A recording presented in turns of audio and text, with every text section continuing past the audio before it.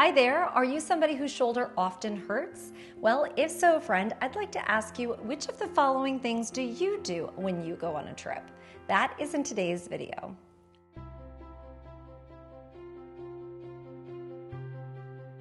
Hi there, my name is Morgan Risden, and I'm the creator of Center Studio, where I teach people skills to feel more comfortable more often, which of course is going to include when you go on trips.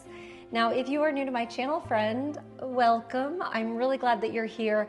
I hope if you enjoy today's content, you'll do me a favor and hit that subscribe button. There's also a notification bell if you like. That lets you know every week when I upload my next video. And then of course, you can feel free to check out some of my other content as well. Now, in today's video, I wanted to talk with you about which of the following you tend to do when you go on vacation. Now, if you are somebody who struggles with shoulder tension and what the heck, let's add neck problems or upper back problems or even lower back problems to the following, okay? Because regardless of what kind of pain you have, whether it's chronic or reoccurring, chances are you go on vacation. And if you go on vacation, I want to know which of the following do you do? Too many of us know that if we've got shoulder problems at home, chances are we're gonna have shoulder problems on vacation. Now, this came up specifically for myself because I recently went on a trip with my girlfriend and her kiddos. Now, we went camping, and really it should be called glamping because we stayed in a yurt and we had comfortable mattresses. My girlfriend brought her induction stove and a pull-out cot. And I mean, she's the kind of friend that you want to definitely have when you go camping. She even had a cooler friend that plugs in and becomes a refrigerator. Did you know that they even had those? I didn't know they had those. Amazing. So we definitely were not at all roughing it. Anyway, all that being said, we did not park very close to our yurt. As you can imagine, we weren't super far away, but we weren't close either.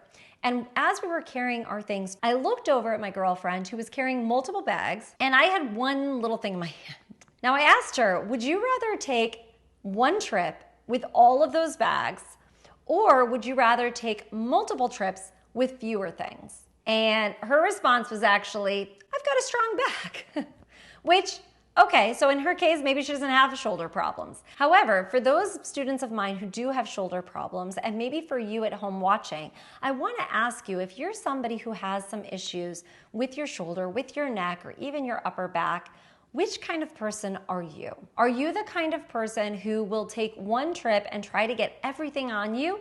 Or are you the kind of person that will take multiple trips but carry fewer items? Now, why is this important? Because if you're the kind of person who takes a whole bunch of stuff at once, you might be more likely to injure yourself, and especially if you're someone who's having chronic shoulder issues or even neck or back problems, you want to be mindful and careful of not carrying too much, especially on one shoulder or another, right? We want to equally distribute weight. And oftentimes when we're traveling, we have a lot of stuff. And we don't always equally distribute things because we're in a rush. We grab the first bag out of the back of the car. We want to get things done. It's gotten late. We're hungry. We want to get into our hotel. And we don't really take the time to think about, oh, let me just take what I absolutely need right now. Maybe then I'll get myself checked in, I'll get myself my meal, and then I'll come back for the rest of the things. Oftentimes we want to just get it over with.